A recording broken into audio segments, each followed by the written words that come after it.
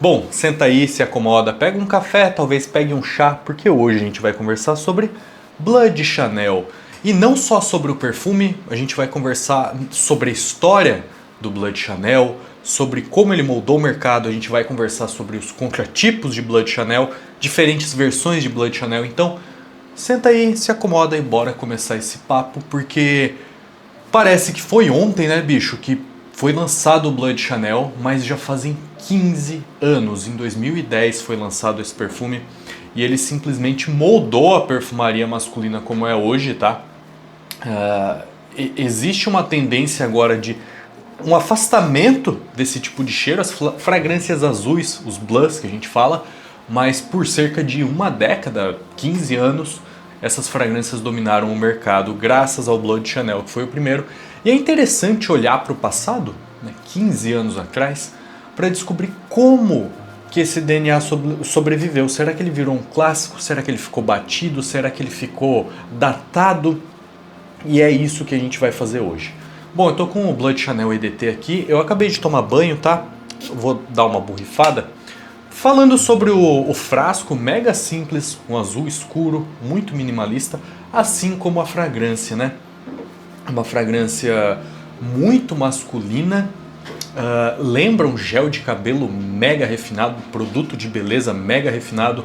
Tem um ótimo contraste entre ser refrescante na saída com a sua toranja, que é uma fruta muito suculenta, muito aberta. É uma fragrância, cara, deliciosa na saída, muito picante também por conta do gengibre. Então ele tem as especiarias, ele tem as notas cítricas que deixam ele muito suculento e muito limpo, um cheiro limpo. E na base a gente tem um incenso que dá a profundidade, a masculinidade e as madeiras. Então é uma fragrância muito equilibrada e uma reinterpretação do que uma fragrância masculina deve ser. Extremamente versátil, dia, noite, saída, encontro romântico, é um cheiro de homem refinado. Quanto à projeção e fixação, Blood Chanel não é uma fragrância monstruosa, nada da Chanel é. A Chanel é sobre elegância. Imagine pessoas. Às vezes você está numa festa e entra uma pessoa com uma roupa espalhafatosa, gritando, chamando atenção. Na hora você vai focar nela, você vai olhar para ela e prestar atenção. Mas não necessariamente, na verdade, na maioria das vezes, vai ser uma primeira impressão positiva. Já o Blood Chanel é aquela pessoa elegante, que chega numa festa, olha para cada canto, escolhe onde vai sentar, pede uma bebida, fica na dela.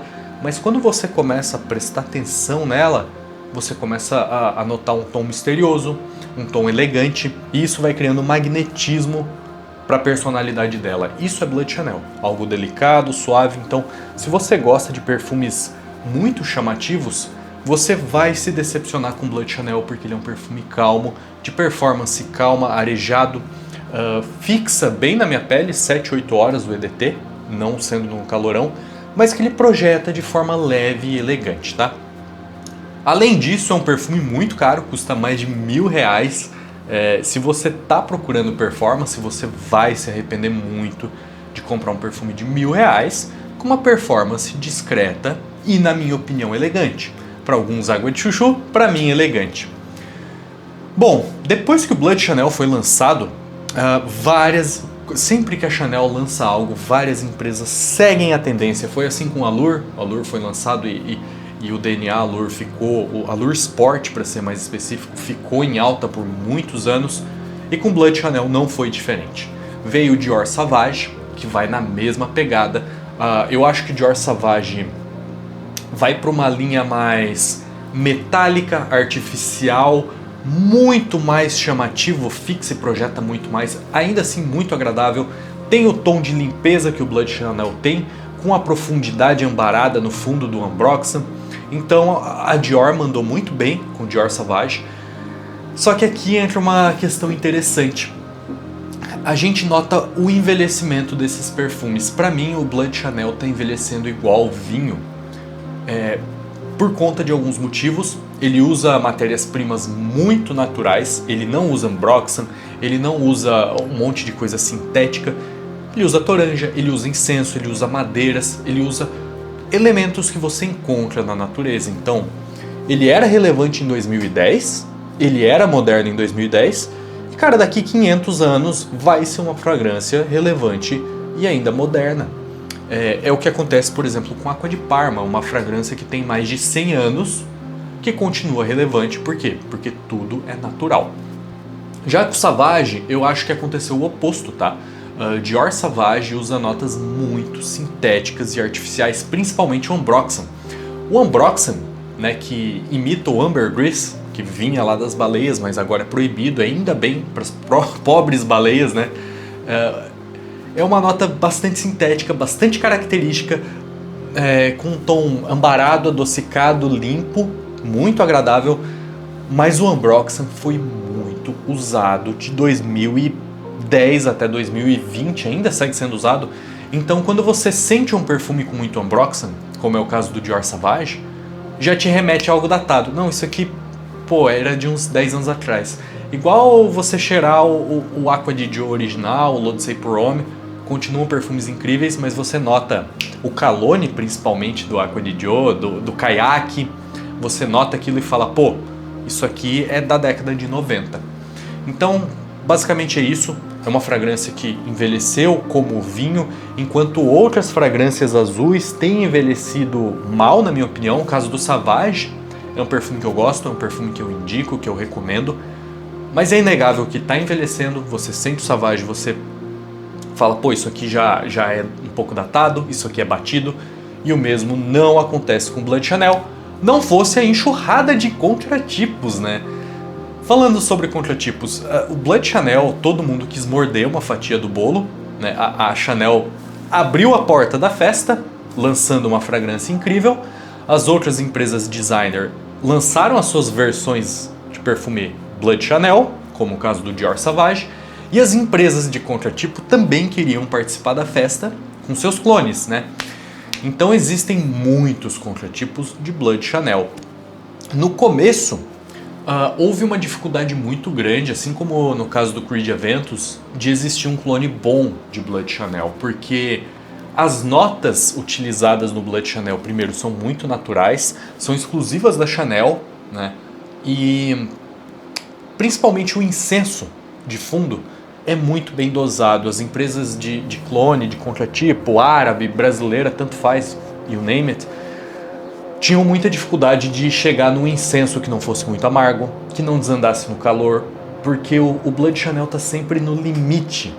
Pode estar muito quente, ele não desanda, mesmo tendo essa característica incensada. Então houve uma demanda muito grande por Blood Chanel, DNA Blood Chanel. Houve uma corrida espacial para quem faz o melhor Blood Chanel primeiro. E agora, no estado atual do mercado, existem clones do Blood Chanel muito parecidos. Porque realmente quando você não tem a grana, cara, e gosta do DNA, vai lá e compra o contratipo, né? Mas se você puder apoiar o artista, apoiar a marca que criou o negócio, vai lá e apoie. Eu tenho aqui, por exemplo, o desodorante Amorgos Blue da Terra? Da Terra Cosméticos, tá? O Amorgos é o seguinte, ele lembra o Blood Chanel EDT? Não muito, cara. Ele parece um fantasma pra mim do Blood Chanel EDT, pelo menos do desodorante, sabe? Mas, quando eu vou usar o Blood Chanel, eu uso o Amorgos Blue como desodorante, porque é uma fragrância parecida. De outros clones, eu testei o Like a Boss, acho que é da Nuancielo, lembrou bastante o Blood Chanel, só que ele era mais sintético, me dava uma dor de cabeça do caramba, e o Blood Chanel EDT não faz isso, tá? E os melhores contratipos que eu testei de Blood Chanel foram da Armaf. Eu tive, acho que o Voyage Bleu, que era basicamente um Blood Chanel sem o incenso. Então eles não era uma fragrância tão parecida com o Blood Chanel, porém ele não tinha os erros dos outros Bloods de Chanel de desandar o incenso, de ficar muito artificial no incenso, porque ele diminuiu muito o incenso. Era uma versão mais cítrica do Blood Chanel.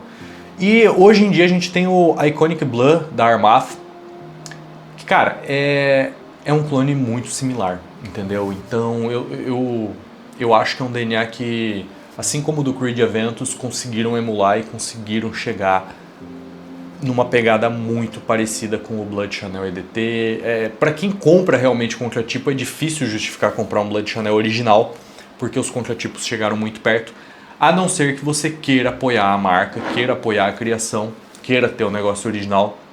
Nesse caso, com certeza eu recomendo.